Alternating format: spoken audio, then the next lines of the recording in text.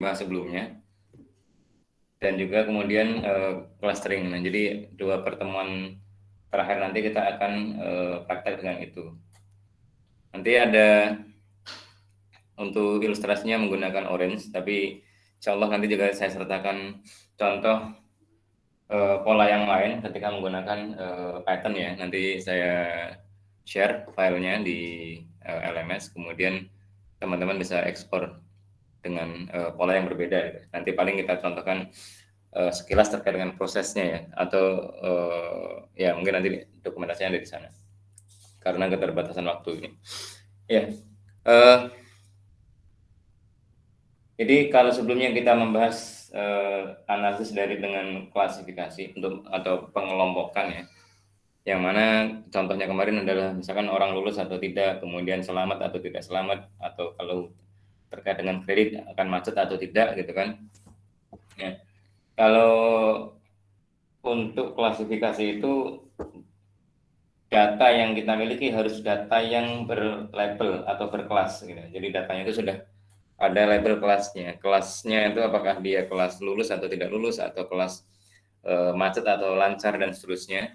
Nah, kalau cluster ini pola analisis yang berbeda, karakter datanya juga berbeda, sehingga hasil analisisnya juga tentu berbeda gitu. Apa itu? Kita sekarang kita bahas tentang clustering. Jadi ini ada ilustrasi terkait dengan apa itu clustering gitu ya. Apa itu analisis cluster? Apa itu apa clustering atau analisis cluster ya. Jadi clustering itu adalah menemukan grup ya atau kelompok dari suatu objek gitu ya.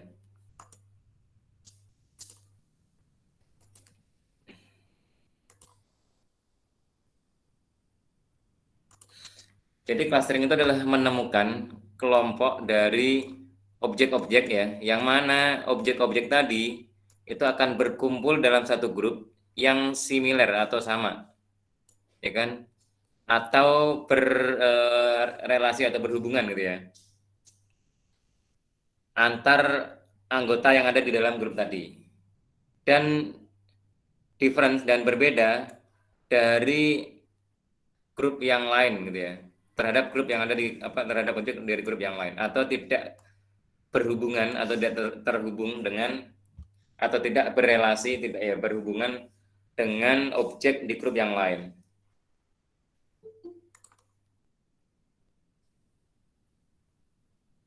Ya contohnya ini yang ada di gambar ini misalkan ada apa itu namanya objek dalam 3 dimensi ya kan, ada sini sumbu X gitu kan, ada sumbu Y dan ada sumbu Z-nya misalkan. Nah, posisi objeknya tersebar seperti ini gitu. Kita kemudian mau mengidentifikasi kelompoknya. Nah, ini secara sepintas ya kita tinggal lihat ininya ya, apa itu namanya?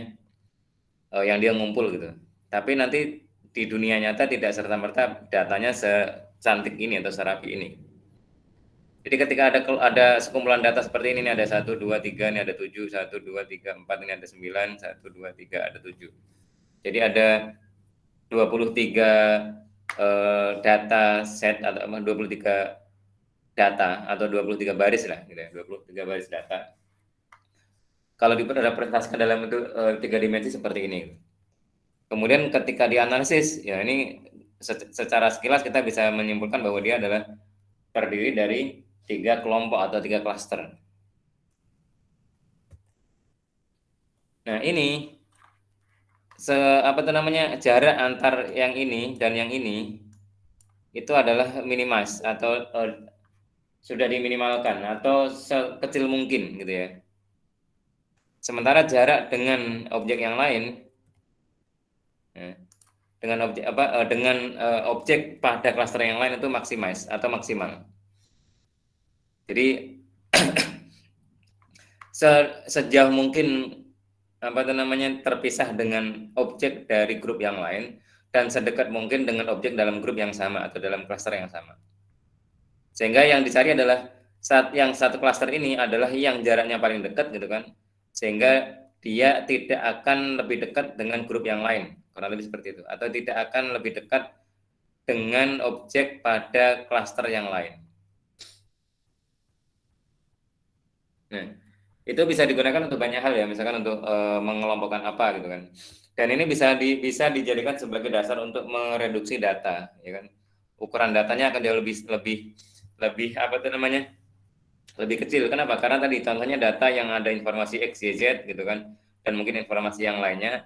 Kemudian kita bisa sederhanakan dengan satu atribut saja, yaitu apa, klaster apa gitu.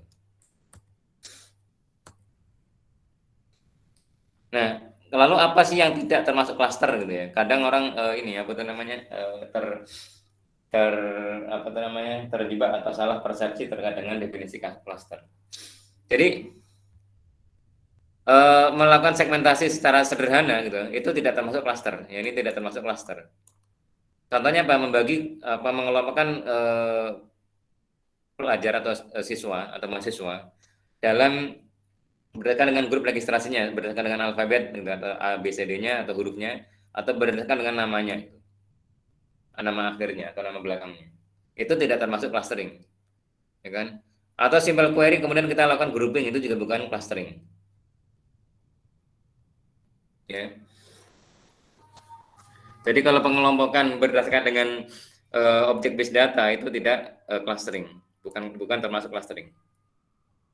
Kemudian juga supervised classification itu juga tidak termasuk clustering. Kenapa? Kemarin yang kita sudah bahas minggu lalu terkait dengan data yang ada label kelasnya, ya kan?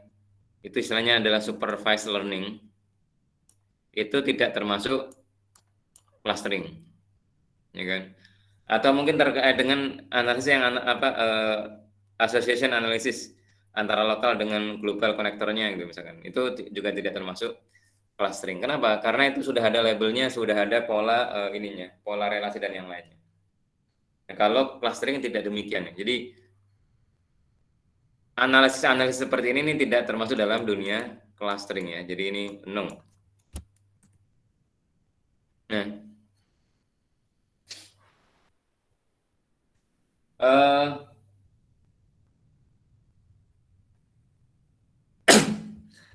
contoh ada data seperti ini gini ya. Ini kira-kira dia ada berapa klaster? Kalau sekilas teman-teman itu men-spot ada berapa klaster ini? Jadi dari teman-teman melihat data seperti ini ada berapa klaster? 1, 2, 3, 4 atau lebih? Nah, ini tergantung pola ininya ya, persepsinya ya, atau tergantung ya apa tuh namanya pola analisisnya. Karena bisa juga ini dianggap sebagai dua klaster, misalkan klaster ini karena ngumpul, ini juga ngumpul, kemudian diturunkan menjadi dua klaster saja nih. Bisa juga, ya kan? Tapi bagaimana nih? Karena ini lebih dekat dengan ini gitu, dan ini jauh dengan yang kelompoknya ini gitu. Bisa juga gitu kan? Makanya bisa juga dia menjadi 6 klaster. Yaitu yang di sini tadi dia jadi klaster pertama gitu kan, yang ini klaster pertama, klaster kedua, klaster ketiga, 4, 5 dan 6. Yang kemudian dibedakan untuk mengidentifikasinya beda klaster, beda bentuk gitu, dan juga beda warnanya. Jadi ternyata data yang awalnya sederhana seperti ini tadi itu bisa dianggap sebagai dua klaster, bisa juga jadi 6 klaster. Bisa juga mungkin cuma jadi 4 saja gitu ya. Jadi yang dekat ini ngumpul gitu kan. Jadi seperti ini pemisahnya nih. Yang ini adalah satu klaster, yang ini adalah klaster yang lain gitu kan. Ini juga klaster yang lainnya lagi dan ini juga klaster yang lainnya lagi. Bisa. Mana yang benar? Ya tidak ada istilah benar atau salah. Ya kan, tapi mana yang lebih make sense sesuai dengan konteks data yang kita miliki. Nah, jadi itu contoh-contoh clustering itu seperti apa gitu ya. Nah, biasanya cluster ini untuk apa? Itu untuk memetakan pola perilaku ya gitu. Jadi pola perilaku yang karakteristiknya mirip, kemudian nanti dia masuk dalam cluster tertentu nih. Nah, cluster tertentu itu tadi bisa kemudian kita asosiasikan dengan pola perilaku tertentu gitu. Perilaku dari datanya tadi. Nah,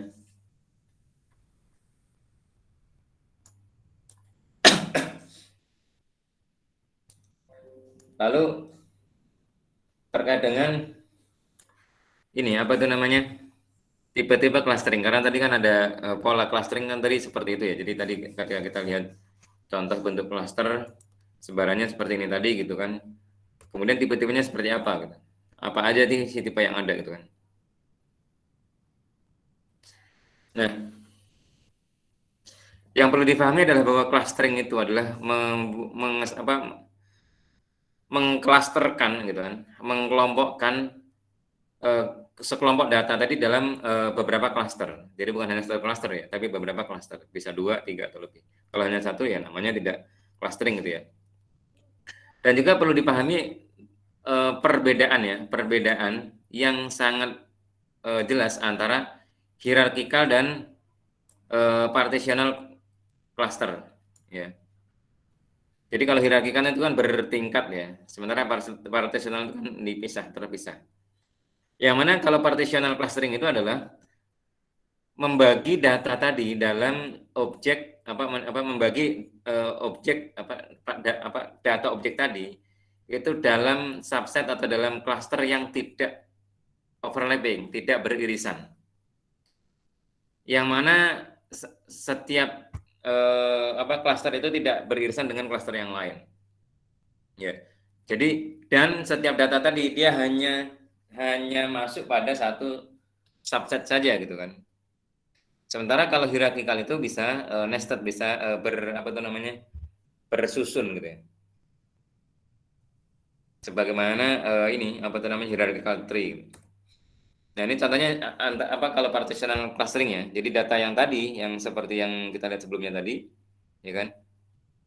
Misalkan original datanya adalah seperti ini. Ketika kita bikin partitional, ini kan yang atas ini satu kelompok gitu kan. Kemudian yang ini juga satu kelompok, ini kelompok yang lain lagi. Itu partitional. Artinya apa? Antara yang ini A misalkan cluster A, cluster B, dan cluster C ini benar-benar terpisah. Itu partitional. Ya. Tapi ada juga clustering itu yang hierarkikal, ya. Jadi ini ada cluster pertama ini adalah anaknya cluster kedua ini adalah anaknya cluster ketiga dan seterusnya. Itu bisa juga. Nah, yang paling umum memang yang ini ya, yang partitional ya. Kenapa? Karena tujuannya untuk menginikan yang tadi, untuk mengsegmentasikan. Gitu. Meskipun ya tadi hierarkikal juga mungkin bisa juga atau perlu juga. Kenapa? Karena kadang kita mau membuat pengelompokan, tapi kita belum tahu pola pengelompokannya berdasarkan dengan apa gitu kan. Nah, clustering ini tadi, clustering yang tipenya hierarkikal tadi itu bisa membantu untuk mengarahkan ke arah sana. Kira-kira pola klasifikasinya mau seperti apa? Berdasarkan dengan atribut apa gitu kan? Nah, ini hal ininya terkait dengan ininya ya, fazi dan tidaknya. Nah, ini silakan nanti dibaca terkait dengan yang lebih dalam. Kita akan fokus pada pemahaman konsep clustering. Nah, kemudian tipe-tipe clusternya. Kalau tadi kan tipe-tipe clusteringnya, sekarang tipe-tipe clusternya, ya kan? Itu banyak tipe ya. Jadi yang pertama adalah well separated cluster. Jadi clusternya itu benar-benar terpisah secara jelas gitu ya. Artinya apa? Antara cluster satu dan cluster kedua itu totalnya terpisah. Atau antara cluster-cluster yang ada itu terpisah. Jadi secara jelas terpisah antara satu dengan yang lainnya. Bisa ada juga yang tipe center base cluster, yaitu cluster berdasarkan dengan center point-nya atau centroid-nya gitu. Jadi berdasarkan dengan ininya center dari cluster tadi. Itu yang kedua.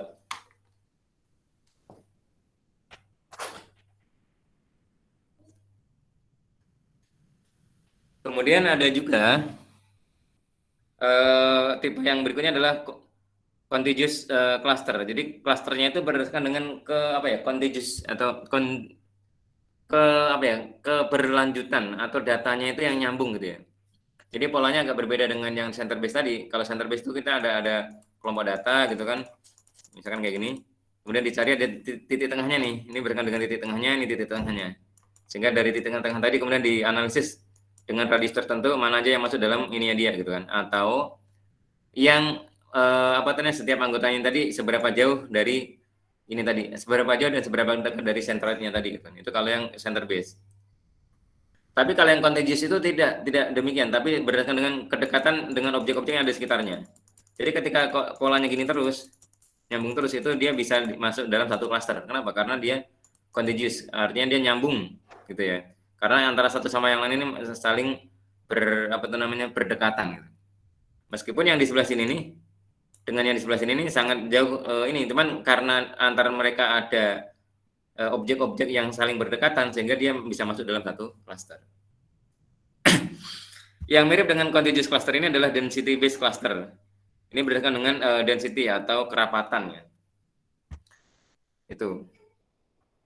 Kemudian ada juga tipe yang properti atau konseptual, kemudian dan yang lainnya. Tapi yang paling banyak di ini kan adalah ini, kemudian ini, ya. 1, 2, 3 ini yang paling banyak digunakan ya. Nanti akan kita lihat polanya seperti apa dari cluster-cluster tadi ya. Nah, ini contohnya yang well separated cluster. Jadi cluster yang terpisah secara jelas gitu kan, secara jelas, secara gamblang.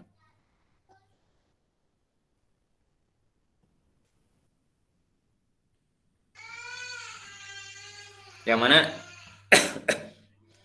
bila mana di sini nih ada objek-objek gitu kan. Maaf warnanya ini, benar saya ganti warna. Kan di sini juga ada objek.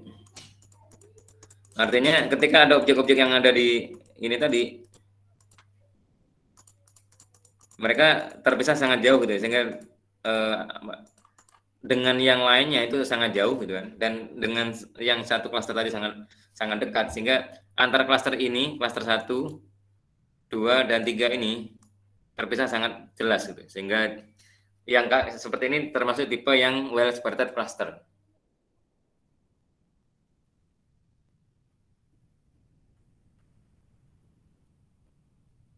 Jadi cluster setiap objek yang ada di dalam cluster ini itu hanya dekat kepada objek lain yang ada dalam klasternya dia dan jauh dari objek yang ada pada klaster yang lain. Itu kalau well separated cluster ya. Nah, ada juga yang meskipun ini tadi kebetulan berdasarkan dengan ini ya, ini bentuknya tadi adalah bulat-bulat juga, tapi ini terkait dengan pola ininya ya, pola sebarannya tadi. Nah, ada juga yang dia ini center base gitu. Jadi misalkan ini kan ada yang berdekatan juga ya, tapi itu klasternya itu berdekatan dengan centroidnya atau titik tengahnya. Jadi ini kan ada titik tengah di sini, ada titik tengah di sini, ada titik tengah di sini, dan ada titik tengah di sini gitu ya. Jadi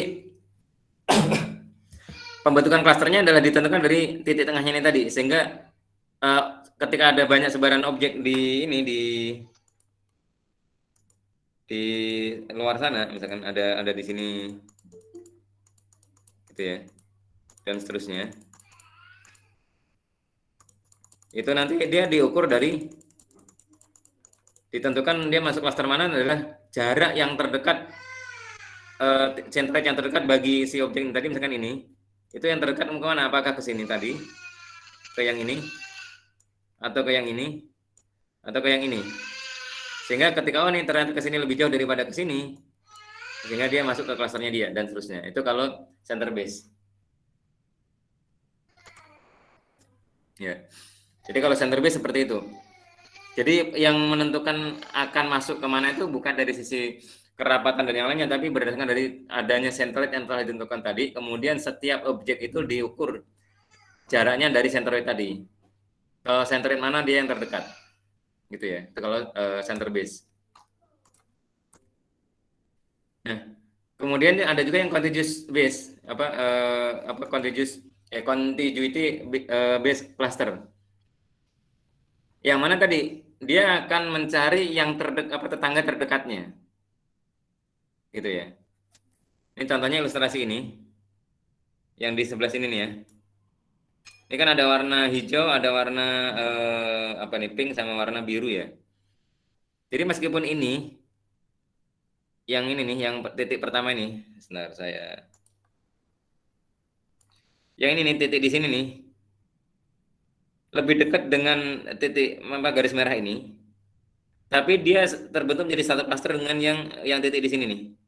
Gara-gara apa? Karena dia punya tetangga dan tetangga tadi punya tetangga dan seterusnya, yang mana antar tetangga tadi dia saling berdekatan, gitu ya. Padahal titik yang di sini nih, tadi ini dia lebih dekat kepada ini nih daripada titik ini kepada sini.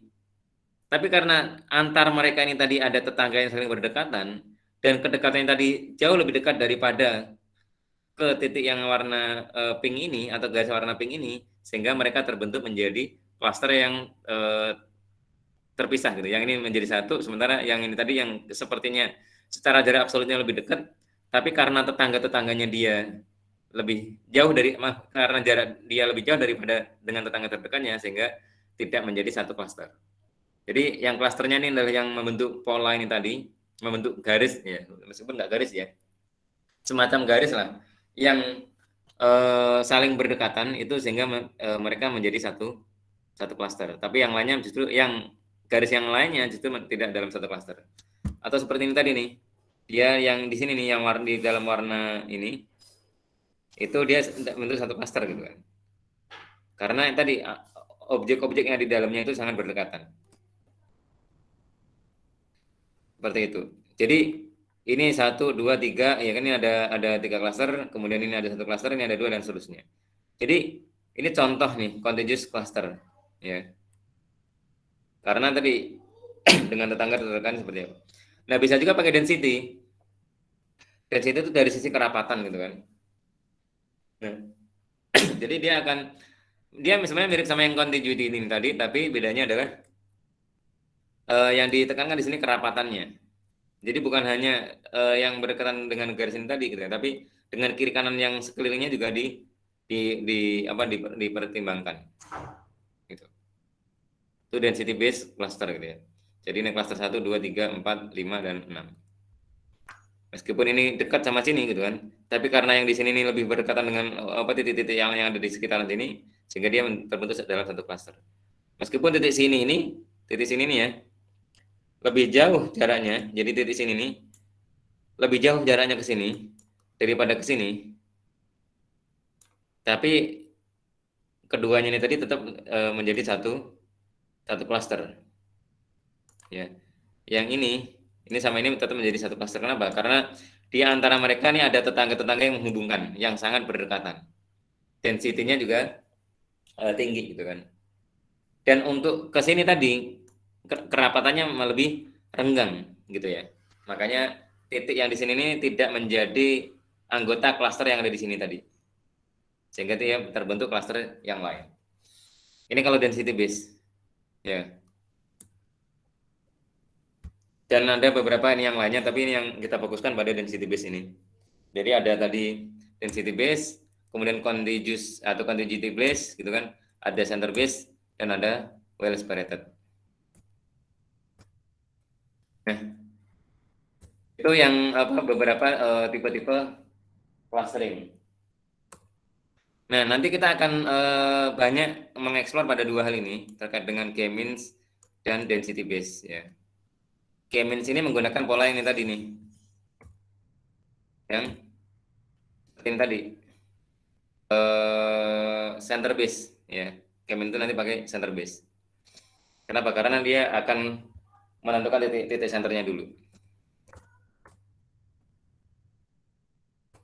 Ya, sampai sini ada yang ingin ditanyakan atau ada yang mau didiskusikan, silakan.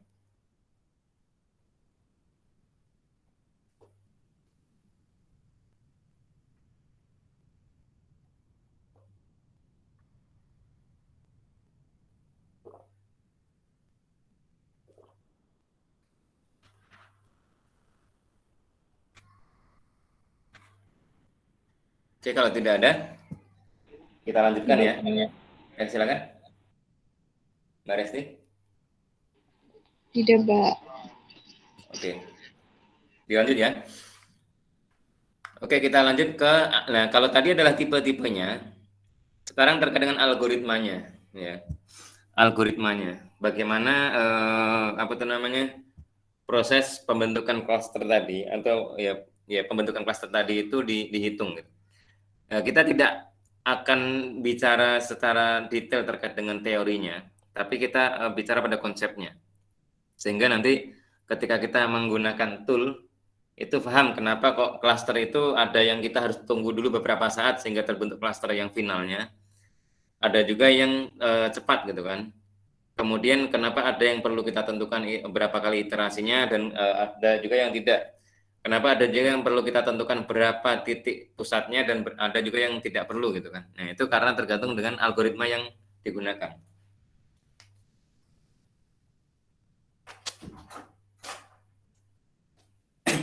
Nah, kita mulai dari K-means dan beberapa variannya gitu ya. Ini yang termasuk yang apa namanya pola clustering yang relatif primitif tapi yang paling banyak termasuk yang paling banyak digunakan di awal-awalnya ini clustering ini karena polanya sederhana gitu kan dan mendapatkan manfaat yang cukup ini gitu ya, mendapatkan ya manfaat atau insight yang cukup bagus gitu. Meskipun ya nanti ada juga plus minusnya. Jadi K-means clustering ini adalah partitional clustering approach. Jadi pendekatannya adalah memisah gitu ya. Melakukan partisi, memisah. Jadi mengclusteringnya itu dengan dalam bentuk memisah-misah. Bukan hierarkikal. Tadi kan ada partisional, ada hierarkikal ya. Ini adalah masuk yang partisional. Nah, K-means ini karakteristiknya adalah dia ada K-nya ini atau K ya. K-nya ini adalah sebagai jumlah klaster. Jadi jumlah klaster yang akan terbentuk itu harus ditentukan dari awal. Jadi ketika kita mempunyai data seperti ini tadi, ini tadi ya, ini tadi, saya clear dulu.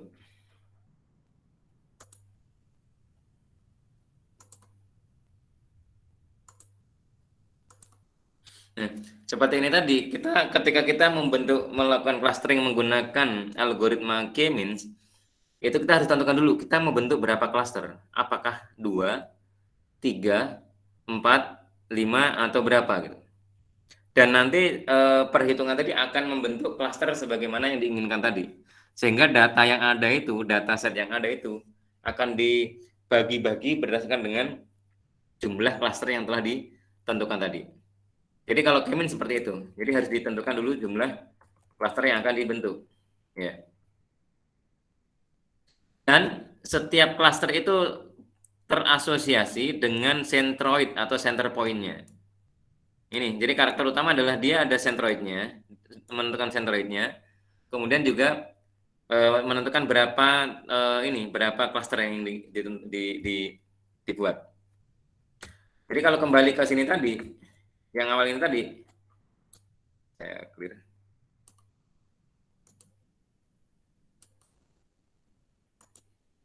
Jadi ketika di sini kita harus tentukan dulu nih, kita mau buat berapa cluster, misalkan 2 gitu ya. Yang pertama kita harus tentukan 2, misalkan 2 gitu ya. Yang kedua adalah kita mau, ini adalah 2 cluster ya misalkan. Kemudian kita mau tentukan titik senternya di mana, centernya di mana. Ya kalau saat ini sih kita mungkin bisa guessing ya, sudah saya bikin titik senternya di sini, sama di sini misalkan. Gitu ya. Kemudian nanti setiap item yang ada di sini, jadi yang ini gitu kan, itu dicek ke sini, antar ke sini sama ke sini lebih dekat mana? Oh, lebih dekat ke sini gitu ya. Misalkan ini A, ini titik B ya. Oh, ini lebih dekat ke A, sehingga dia masuk adalah klasternya A. Yang ini juga sama. Jadi selalu dicek antara ke sini sama ke sini lebih dekat mana. Demikian juga yang ini. Seperti itu. Wah, kalau gitu kan gampang ya. Ya, ketika kita sudah melihat datanya yang serapi ini mungkin gampang. Tapi ketika kita punya data yang begitu banyak gitu kan, dan tidak mudah untuk divisualisasikan dalam bentuk 2 dimensi seperti ini, kan susah untuk melakukan guessing atau mengira-ngiranya gitu ya. Nah, apa ini kalau ketika saya set titik senternya adalah di sini gitu. Lalu apa yang terjadi ketika senternya saya bikin dengan karena saya nggak tahu gitu kan, saya bikin senternya salah gitu. Saya bikinnya di sini sama di sini. Apa yang terjadi? Semuanya ini akan masuk ke kelompoknya sini. Kenapa? Karena yang paling dekat adalah ke sini gitu. Atau sebaliknya gitu kan. Ketika saya buatnya justru malah di sini, senternya di sini dan di sini gitu kan. Nanti akan terpisah menjadi 2 misalkan. Bisa seperti itu. Dan berbagai macam ininya lainnya. Itu kalau menggunakan K-means. Jadi kita harus tentukan, kita harus tentukan mau berapa banyak cluster yang terbentuk. Kemudian kita juga harus tentukan titik sentroidnya gitu. Nah, setiap poin tadi akan di-assign atau akan diarahkan kepada cluster yang paling dekat kepada cluster yang senternya paling dekat dengan poin tadi gitu kan, titik tadi. Jadi algoritmanya ini relatif sangat sederhana ya gitu ya. Jadi yang pertama adalah tentukan berapa banyak K-nya gitu kan. Kemudian banyak K, tentukan jumlah K-nya, kemudian tentukan titik inisial senternya tadi. Kemudian diulang, ya kan? Kemudian diulangi berulang-ulang. Kemudian jadi nanti dicek ketika nanti sudah terbentuk kebentuk cluster pertama, gitu kan? Setelah iterasi pertama, kemudian nanti dicek lagi nih sentroid dari cluster tadi dihitung ulang, gitu terus sehingga nanti titik sentroidnya itu akan bergeser sampai ketemu yang stabil, ya kan? Sampai dengan nanti sentroidnya itu tidak ini berubah. Jadi kalau kita kembali ke contoh sini tadi, ini gitu ya. Ini tadi ketika awalnya ditentukan sentroidnya misalkan di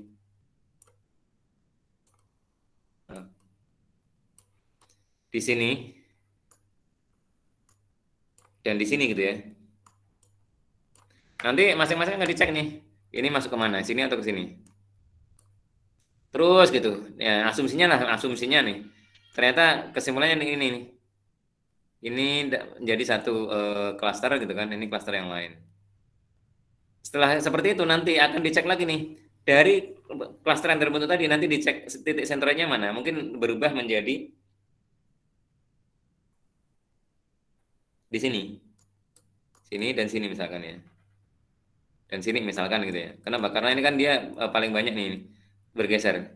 Kemudian nanti berubah lagi nih sehingga ketika titik senternya di sini nanti dicek lagi nih, ini lebih dekat kemana nih, ke sini atau ke sini gitu ya. Oh, jangan nanti terbentuk nih, mungkin yang terbentuk adalah ini nih misalkan, ini klaster ini klaster iterasi berikutnya. Kemudian yang ini masuk ke yang atas misalkan, seperti itu. Ketika sudah nanti dicek lagi nih sentroid dari klaster baru yang terbentuk tadi, apakah masih di sini atau bergeser, misalkan kemudian bergeser ke sini nih. Yang ini kemudian dicek lagi apakah masih di sini atau bergeser. Misalkan bergeser lagi ke sini. Ya nanti dicek nih, oh ternyata yang ini yang dekat dengan ini adalah ini nih. Misalkan ini ya. Dan seterusnya. Itu terus dilakukan iterasi sampai stabil, sampai nggak berubah. Atau berubahnya ya sekitar situ-situ saja gitu ya. Itu nanti baru selesai. Itu kalau menggunakan K-means. Nah, ini contohnya ya. Jadi pertama kali ini iterasi pertama. Jadi ditentukan ada berapa klaster nih, misalkan ada 3 klaster. Klaster pertama titik senternya ini 1. Maaf ini saya ganti warnanya ya.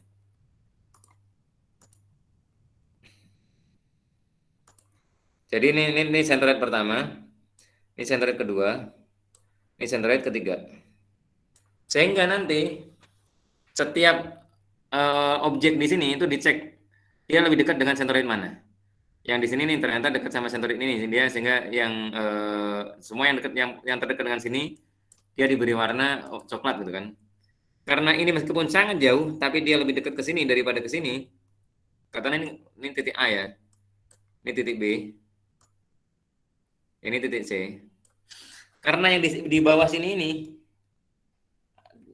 tetap lebih dekat ke B dibanding dengan ke C dan ke A, makanya dia klasternya adalah klaster B, gitu ya. Sementara yang di sini dia lebih dekat ke C, makanya dia klaster C. Yang klaster A sedikit sekali nih. Kenapa? Karena dia tadi titik tengah titik sentralnya adalah terlalu di atas, dan yang ini juga lebih dekat ke atas daripada ke bawah. Sehingga yang klaster B ini dapat member cukup banyak, demikian juga yang C. Tapi yang A dapat member yang sangat sedikit. Ya. Tapi apakah itu sudah selesai belum? Itu baru iterasi pertama. Setelah ini dilakukan, ini dicek nih. Ya. Setelah ini dilakukan, ini dicek yang warna hijau ini kan satu cluster. Kemudian dihitung ulang centroid dia di mana. Yang coklatnya juga dihitung ulang centroid dia di mana. Yang biru ini juga dihitung ulang centroid dia di mana. Jadi titik tengahnya awalnya tadi di sini, nanti mungkin bisa bergeser ke sini. Yang ini bisa bergeser ke sini misalkan. Ini bisa geser ke tempat lain atau tetap di sekitar sini juga. Ini dalam rangka mengevaluasi apakah benar yang ini yang di sini ini emang layak menjadi satu klaster dengan yang di sini nih. Gitu ya. Karena tadi kan definisinya clustering adalah dia berkumpul dengan atau jaraknya adalah dekat dengan yang satu klaster dan jauh daripada klaster yang lain. Apakah benar nih ini dengan ini yang jaraknya cuma segini tadi tapi ternyata dia beda klaster. Sementara ini yang jaraknya sekian malah masuk dalam satu klaster. Bahkan yang ini nih sangat jauh dari sini tapi masuk dalam satu klaster. Sehingga itu proses evaluasi itu akan dilakukan ketika iterasi kedua. Nah, ketika iterasi kedua gini, dia dicek gitu kan, apakah dia masih valid gitu. Jadi mulai bergeser ya tadi ya, dari yang ini kalau kita lihat titik ininya ya, titik senternya kan bergeser ya. Ya kan? Dari ini yang untuk hijau nih. Ini dari sini, ya kan? Bergeser ke sini. Ya, bergeser cukup jauh ya. Yang coklatnya nggak terlalu bergeser nih. Yang birunya bergeser juga nih. Dari di sini ke sini. Ini bergeser. Kenapa? Karena tadi sentranya dievaluasi, gitu ya. Ketika sudah nanti dicek lagi nih, apakah masih yang biru ini masih layak menjadi satu klaster, dan yang hijau ini juga satu klaster dibanding dengan apa namanya bahwa ini lebih layak masuk ke klaster sini daripada ke klaster sini dan seterusnya, atau klaster yang atas gitu kan. Itu nanti dicek pada waktu iterasi ketiga. Sehingga nah ini dicek lagi nih, kalau kita cek, kita perhatikan ini kan mulai bergeser nih. Yang coklat makin banyak, yang hijau makin mengecil, yang biru juga makin sedikit. Kenapa? Karena senternya mulai bergeser lagi nih. Nah, senternya bergeser ke sini. Jadi perpindahan dari sini ke sini, kemudian ke sini. Ini juga sama nih, bergeser ke sini. Dari sebelumnya senternya di sini pindah ke sini, Ya. Ini yang iterasi ketiga. Kemudian iterasi keempat, nah ini makin turun lagi nih titik sentroidnya. Ya. Terus gitu sampai dengan iterasi kelima, keenam dan seterusnya. Ini ketika dicek antara 5 sama 6 sudah nggak beda gitu kan, klasternya nggak beda, meskipun sentroidnya sudah ada sedikit bergeseran tapi klasternya nggak beda. Ini sudah ada tanda-tanda bahwa clusteringnya sudah stabil. Clustering dengan menggunakan kemis tadi sudah mulai stabil. Ya. Sehingga ketika kita simpulkan prosesnya seperti ini tadi nih. Awalnya yang coklatnya sangat sedikit gitu kan, makin lama makin banyak. Kemudian terakhir sistem malah dia paling banyak. Kenapa? Ini adalah nature-nya dari Kemin. Kemin itu karena kita harus menentukan berapa klasternya dan di titik sentroidnya itu ada di mana saja. Sehingga sentroid yang kita tentukan secara acak di awal itu tadi, kemudian dievaluasi. Evaluasinya dalam bentuk tadi, iterasi 1, 2, 3, dan seterusnya. Mengevaluasi apakah sentroid tadi masih layak dijadikan sebagai titik pusat dari klaster tadi, gitu kan. Seperti itu. Sampai dengan sampai dengan dia stabil. Ketika stabil sudah. Jadi dari awalnya ngasal seperti ini tadi, ini ada titik sentroidnya, ya kan. Kemudian sebarannya adalah yang coklatnya hanya sedikit di sini. Ketika finalnya adalah justru malah coklatnya yang paling banyak gitu ya. Dengan titik sentroidnya adalah di sini nih, turun daripada yang awal ya. Kalau ini adalah di sekitar 2,5 ke atas ya. Ini X-nya 0, ini Y-nya 2,5, ini adalah justru X-nya masih sekitar 0 tapi Y-nya cuma 2 gitu titik sentroidnya. Jadi turun sekitar 0,5. Tapi kalau yang sentroidnya ini yang untuk biru turun jauh dari 2, dari 0,5 katakanlah ini 0,25 lah ya, 0,25, 2 gitu kan, bergeser menjadi 0,25 gitu. Jadi turunnya jauh. Gitu ya. Seperti itu. Jadi nature-nya Kemin seperti itu, harus melakukan beberapa iterasi dan kita nggak bisa putuskan sejak awal langsung menjadi klasternya adalah ini komposisinya gitu, nggak bisa. Ya. Ini. Jadi ketika kita melakukan clustering dengan K-means itu biasanya sentroid awalnya ya, titik awal inisial sentroidnya itu adalah ditentukan secara random, ya kan, ditentukan secara random. Kenapa? Karena toh kita nggak tahu titik akhirnya mana gitu kan. Dan ketika menjalankan, jadi gini, ketika si A menjalankan clustering dengan K-means, kemudian si B dengan data yang sama juga menjalankan clustering dengan K-means, dengan tool yang sama, mungkin titik nolnya, titik awalnya, sentroidnya ini tadi, waktu iterasi pertama, sentroidnya ini tadi nggak sama. Meskipun si A dan si B itu menggunakan data yang sama dengan tool yang sama, titik awalnya bisa jadi nggak sama. Kenapa? Karena tadi dia ditentukan secara random. Jadi pas menjalankan prosedurnya tadi, dia langsung mengambil secara random koordinat yang akan digunakan sebagai sentroid atas cluster yang akan dibentuk sebanyak berapa banyak cluster yang akan dibuat tadi ya.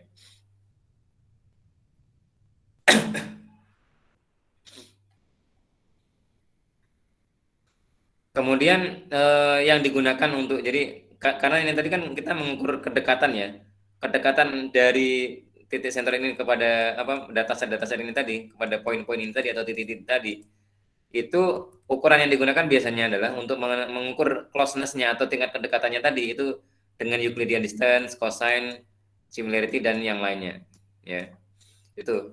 Makanya karakteristik datanya dia harus angka gitu, sehingga bisa dijadikan sebagai acuan untuk jarak. Sehingga kalau datanya itu bukan angka, itu tidak bisa dijadikan untuk tidak bisa digunakan untuk clustering. Kalau mau dilakukan clustering harus dikonvert ke angka. Seperti yang waktu telah kita contohkan ketika pas bahas tentang data preprocessing.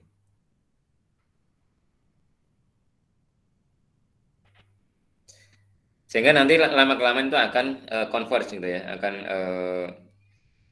ngumpul apa itu namanya. Jadi klasternya tadi akan ngumpul sesuai dengan sensornya tadi, sesuai dengan hasil mekanismenya tadi. Ya. Dan umumnya dia akan apa itu namanya, akan mulai terbentuk atau udah mulai mengerucut ya. Itu ketika sudah dilakukan beberapa kali iterasi. Beberapa kali iterasi pertama biasanya sudah mulai kebentuk. Tapi nggak mungkin hanya sekali iterasi langsung kebentuk, biasanya beberapa kali. Nah, ini pola evaluasinya, ini silakan nanti dipelajari. Nah, ini contoh ketika kita melakukan apa itu namanya, clustering ya dengan pola yang berbeda. Jadi ini adalah contoh datanya seperti ini gitu kan. Kemudian bisa dilakukan clustering dengan optimal clustering seperti ini atau juga suboptimal. Jadi nggak terlalu optimal ya intinya. Jadi ini justru menjadi satu cluster, yang ini justru yang berdekatan dia bisa menjadi cluster yang berbeda. Ya tadi ketika masih belum masih terlalu dini sudah diputuskan ya akhirnya hasilnya bisa seperti ini. Yang ini sangat dekat tapi terpisah cluster gitu kan. Tapi yang ini sangat jauh tapi malah judul menjadi satu cluster. Nah, K-means ini masalahnya juga punya keterbatasan, ya punya limitasi atau keterbatasan. Apa itu? Terkait dengan size, ya kan, dan densitiesnya. Jadi ketika ukurannya ketika ukuran datanya itu besar, itu nanti juga akan ini gitu ya. Kalau jumlah K-nya itu besar, jadi makin terlalu besar juga nggak ini gitu, nggak make sense untuk ini.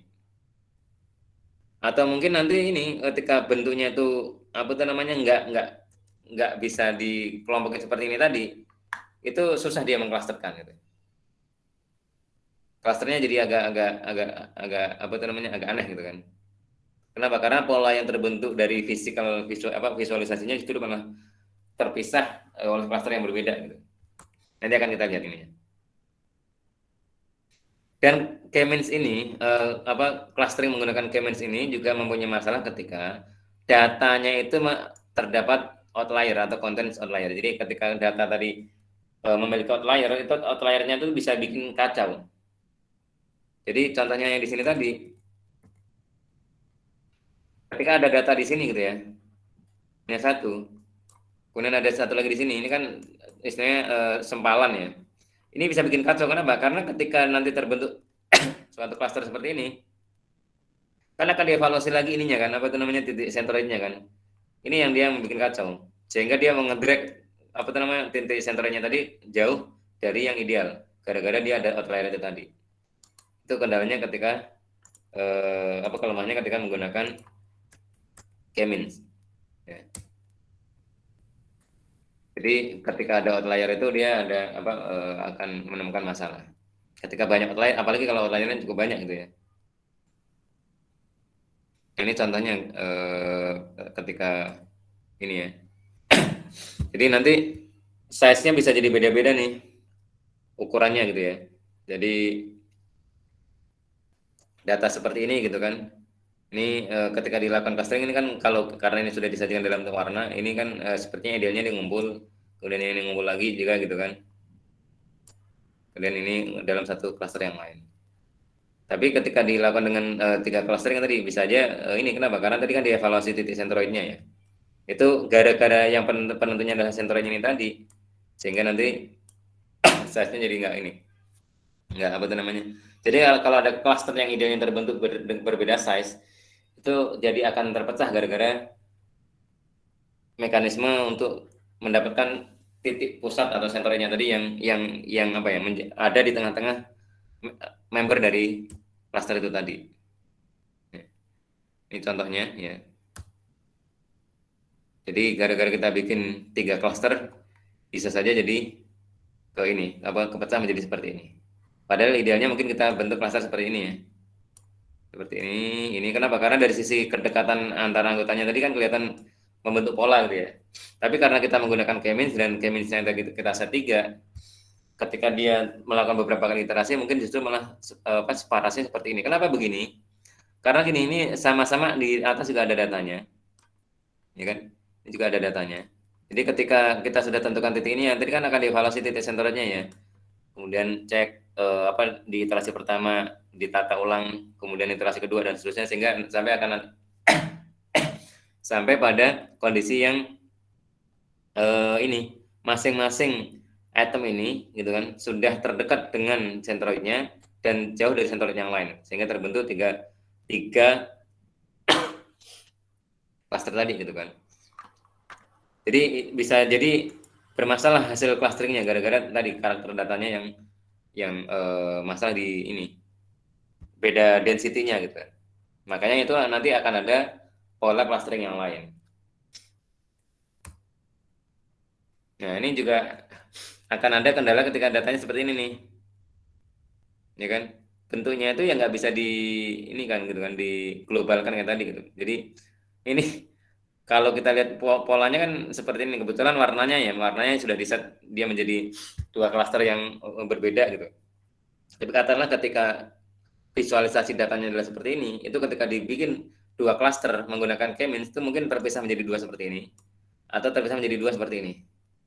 Gitu ya. Jadi nanti klaster kiri, klaster kanan atau klaster atas dan klaster bawah. Kalau dibikin 2 klaster gitu. Itu kelemahannya dari K-means. Ya. Bisa menjadi seperti ini. Jadi dia dipotong menjadi 2 gitu aja gitu ya. 2 klaster dengan ini. Padahal yang di sini ini sama ini sangat berdekatan gitu kan. Tapi dia terpisah menjadi 2 klaster yang terpisah gara-gara tadi sentroidnya. Karena penentunya adalah sentroidnya, titik ini lebih dekat ke sini atau lebih dekat ke sini gitu kan. Nggak peduli dengan tetangga-tetangganya gitu. Tapi lebih ke seberapa dekat dan seberapa jauh dia terhadap sentroid yang ada.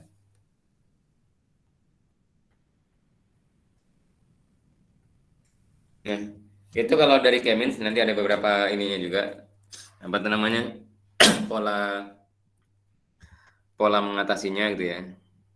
Jadi misalkan dibikin klasternya banyak dulu, kemudian nanti klaster yang ada diklasterin lagi gitu.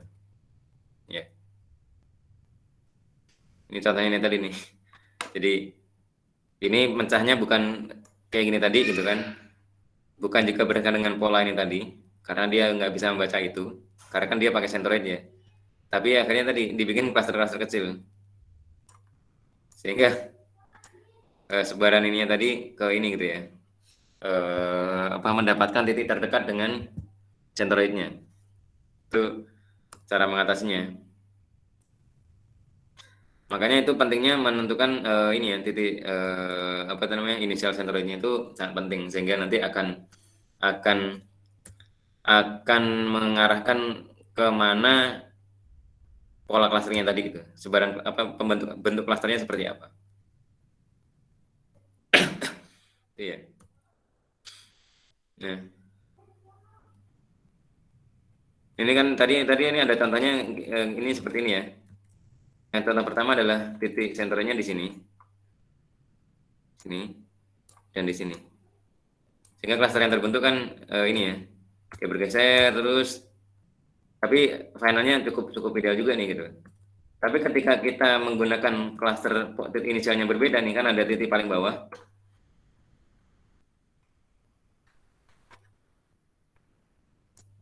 Nah, ketika kita mulainya yang pertama adalah di sini udah paling bawah, kemudian tengahnya agak di sini, agak ke kanan, yang ini terlalu di atas di sini. Iterasi kedua ketiganya jadi berbeda juga. Kenapa? Karena tadi titik sentroidnya kemudian mulai ini dihitung berdasarkan dengan sentroid awal tadi kan. Sehingga nanti hasil final ininya juga beda gitu ya. Nih, final clusteringnya beda nih. Jadi ini kalau ini karena tadi titik sentroid awalnya adalah di sini, dan di sini. Finalnya adalah menjadi yang di bawah ini adalah satu cluster. Kemudian yang ini yang meskipun dia kelihatan berdekatan, dia terpisah menjadi dua cluster yang berbeda. Dan ini hasilnya berbeda dengan yang ini tadi nih. Yang ini.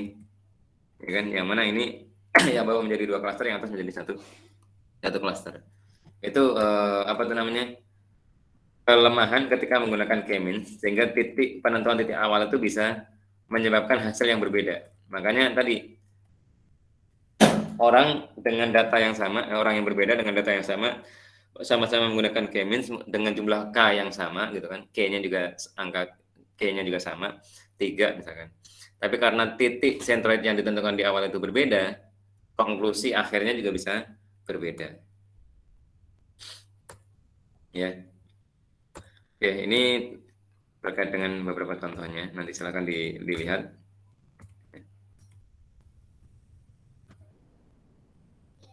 Ya, ada beberapa solusinya ini ya. Oke. Nah,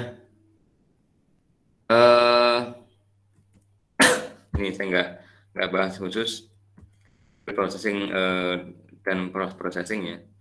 Ini kita nggak bahas terkait dengan normalisasi data. Waktu itu kita sempat singgung ya untuk mengubah ya apa itu namanya, mengkonversikan data yang rentangnya terlalu jauh, biasanya kita lakukan normalisasi, itu ada di processing ya. Ya, dan juga tadi supaya outliernya tadi tidak membuat kacau, itu bisa juga dieliminasi atau dibuang. Nah, ini kita tidak apa. Ya, untuk hierarkikal kita nggak bahas secara khusus ya. Kita akan bahas tentang yang berikutnya ya, yaitu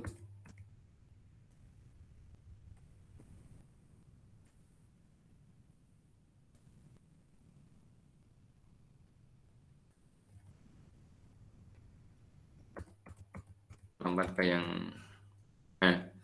density base ya kan, density base clustering. sebelum kita lanjut ada yang mau didiskusikan atau ditanyakan? Silakan.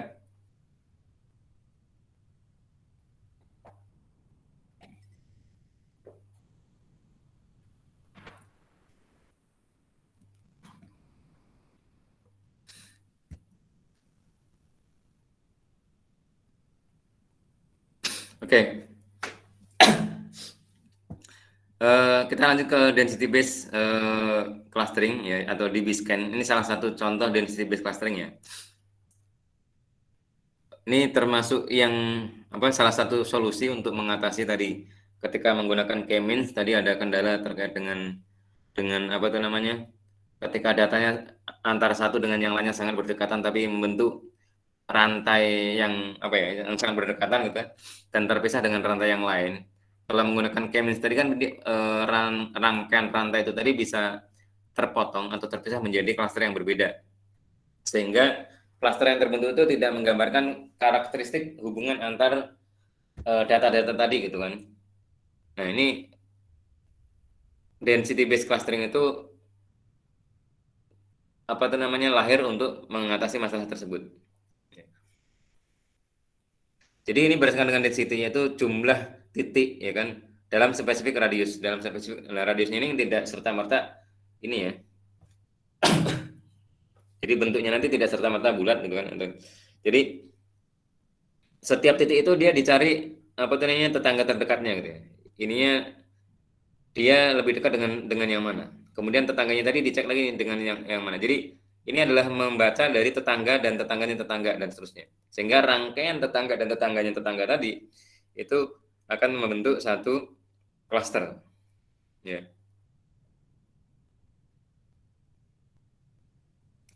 Dan ketika kita melakukan clustering berdasarkan dengan density base ini atau berdasarkan dengan kerapatan ini, itu juga ada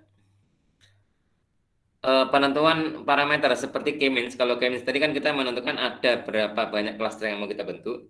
Nah, kalau di B-scan ini atau ketika kita melakukan density based clustering ini, kita perlu menentukan ininya, min points-nya, ya kan? Atau ya min points-nya. Seberapa seminimum-minimumnya ada berapa titik sih dalam satu cluster gitu ya. Kalau tadi K-means kan kita mau membentuk berapa cluster. Kalau ini tidak. Jadi kalau untuk menghitung ada berapa cluster, jadi kalau yang menggunakan DB-scan ini kita tidak tentukan akan ada berapa cluster, tidak. Tapi kita hanya bilang, kita hanya menentukan berapa titik minimal yang harus ada dalam satu cluster. Apakah minimal 2 anggota, 3 anggota, atau berapa. Sehingga nanti ketika 2 berarti mereka data-data tadi akan dianalisis, akan dihitung jaraknya setidak-tidaknya dengan satu tetangga gitu kan. Ketika tiga berarti 2 tetangga. Sehingga itu akan menentukan dia akan bertetangga atau akan bersatu dalam klaster yang mana. Ini kita harus tentukan min point-nya. Ya.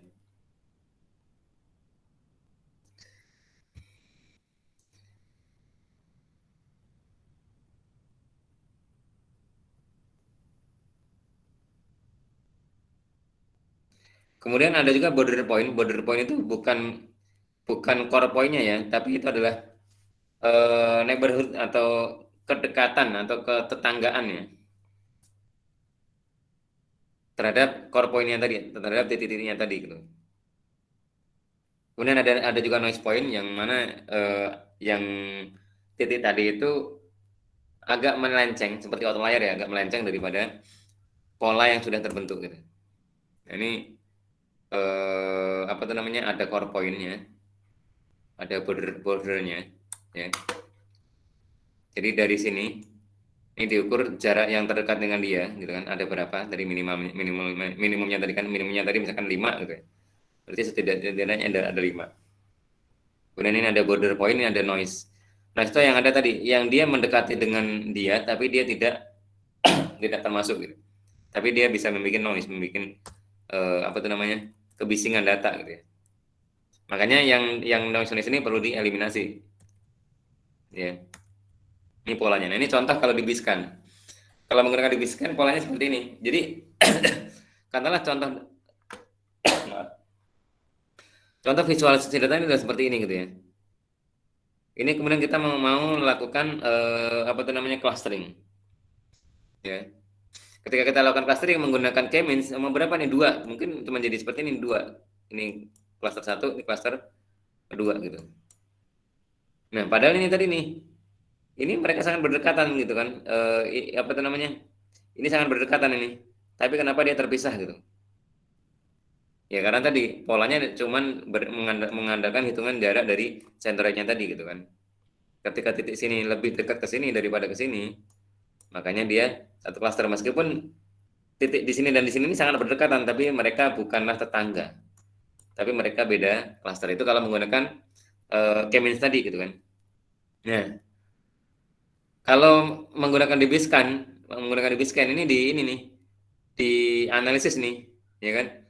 Yang core-nya mana gitu. Jadi yang mana dalam dalam rangkaian rantai ini tadi itu dia masih dalam satu rantai itu disebut sebagai core-nya sehingga diwarnai warna hijaunya.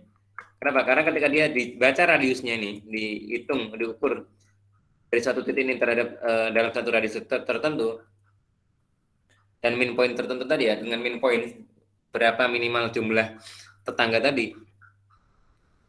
Jadi yang masih tercakupi itu dia masuk dalam warna hijau atau core. Yang kemudian dia tidak bisa dapat jadi sejumlah itu gitu kan, sehingga dia menjadi border gitu, yang ditandai dengan warna warna biru. Contohnya yang ini nih, yang biru ini kenapa dia menjadi warna biru? Kenapa? Karena dia untuk dapetin ke sini, untuk dapetin 5 misalkan itu terlalu jauh sehingga dia hampir nggak dapat, apa bukan hampir nggak dapat untuk cukup menjadi warna apa menjadi 5 misalkan. Tapi dia dekat dengan yang lain. Makanya ini termasuk yang border tadi. Dia ada pada area perbatasan. Tapi kalau yang nggak bisa membentuk ini tadi ya dia nggak bisa membentuk dalam satu pola ini tadi, dia menjadi noise. Ini diwarnain warna merah. Ini seperti outlier kalau di bahasa yang digunakan di awal tadi. Nah, sehingga dari seperti ini berubah menjadi seperti ini. Jadi karena tadi outliernya apa tuh noise-nya sudah dibersihkan gitu kan, diabaikan. Yang datanya seperti ini, ya kan. Kemudian ketika dilakukan clustering dengan dibiskan bisa terbentuk terbentuk cluster seperti ini. Artinya apa? Yang ini dia berdekatan, membentuk satu rantai yang saling berdekatan, dia terbentuk satu cluster. Karena yang di sini ini tidak membentuk satu rantai yang berdekatan dengan yang di sini, tidak dalam satu klaster, meskipun yang ini nih ini lebih dekat ke sini daripada ke sini. Tapi karena rantai yang terbentuknya itu lebih dekat ke sini, sehingga dia yang ini satu klaster, yang ini tidak, gitu ya. Makanya klaster yang terbentuk adalah seperti ini nih, sehingga dia membaca polanya ini tadi nih, gitu ya. Dan seterusnya. Kenapa? Karena tadi dia melihat dari sisi rantai atau ya tadi density yang bisa terbentuk dari poin-poin yang ada tadi, gitu ya. Kelebihannya ini tadi apa? Dia resisten terhadap, jadi dia ini apa namanya? Kalaupun ada noise nggak masalah gitu kan. Dan bisa mengatasi membentuk cluster yang bentuknya beda-beda. Kalau di chemistry tadi kan nggak bisa. Ketika kayak gini ya, mungkin dipotong menjadi kalau dua tadi ya seperti ini kiri dan kanan, atau kalau menjadi 4 begini, sini, sini gitu kan, sini dan sini, sehingga pola pengelompokannya itu tidak apa itu namanya apa istilahnya ya, berbeda lah, totalnya berbeda dengan ketika menggunakan density base tadi gitu ya. Nah, eh, density base ini sangat penting ketika kita mau melakukan clustering terkait dengan contohnya nih data geografis gitu ya, peta dari satelit gitu. Nah, warnanya yang mirip itu kan, warnanya yang mirip itu bisa diklasterkan dalam satu klaster meskipun dia bentuknya seperti ini nih. Kenapa? Oh, ini adalah area persawahan, ini adalah hutan gitu, atau kemudian ini adalah laut dan seterusnya. Itu kalau apa namanya penggunaan dipisahkan di antaranya seperti itu. Ini nah kadang juga dipisahkan nggak bekerja dengan optimal juga gitu kan. Tadi tergantung dengan kondisi datanya. Karena ketika tadi berdasarkan dengan density tadi, akan terbentuk pola yang berbeda juga gitu kan.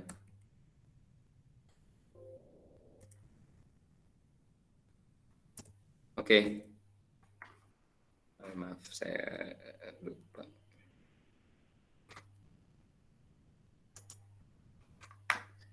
Oke, sampai sini ada yang mau didiskusikan, silakan. Terkait dengan clustering. Silakan kalau ada yang mau ditanyakan atau didiskusikan. Jadi bisa membedakan ya antara klasifikasi dengan clustering ya.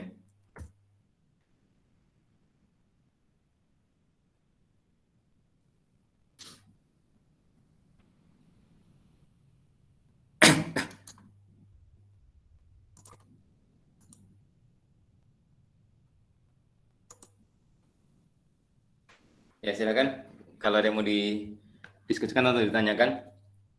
Jadi bahan yang kita bahas hari ini dan minggu lalu itu nanti akan jadi bahan praktek apa itu namanya berikutnya ya. Oh iya, pada pertemuan sebelumnya sudah disampaikan untuk membentuk kelompok. Dari teman-teman sudah mulai ada yang diskusi untuk bentuk kelompok atau belum? Dan nanti kelompoknya untuk segera dikumpulkan ya. Jadi mungkin minggu depan kita kumpulkan. Nanti setelah ini saya buat kantongnya di LMS untuk setoran nama kelompok ininya.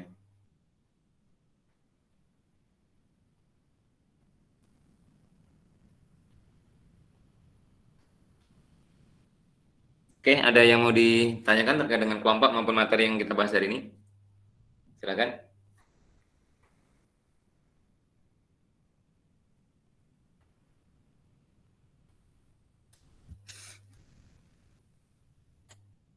Jadi kalau tidak ada, kita cukupkan sesi hari ini. Insya Allah kita lanjut minggu depan. Nah, minggu depan itu kita akan praktek. Teman-teman prefer di offline dari kampus atau dari rumah masing-masing. Karena kalau tahun lalu itu kita karena masih full online ya, jadi dari tempat masing-masing, cuman ada kendala yang mungkin laptopnya nggak bisa install ini gitu kan, apa itu namanya, nggak bisa install Orange gitu, atau kemudian belum bisa install Orange-nya dan seterusnya, sehingga pas mencoba ada kendala gitu. Masing-masing ada plus minusnya. Kalau dari kampus ya kondisi speknya kan sama gitu ya, bisa kita kondisikan untuk install sebelumnya gitu. Sementara kalau dari rumah ya sesuai dengan ini apa sumber daya yang ada di tempatnya masing-masing. Ya nanti kita diskusikan via grup, nanti mohon untuk feedbacknya teman-teman minggu depan prefer online atau offline untuk praktikum ininya apa itu namanya data miningnya. Ya kita cukupkan dulu. Saya akhiri. Assalamualaikum warahmatullahi wabarakatuh. Waalaikumsalam warahmatullahi wabarakatuh. Pas Pak.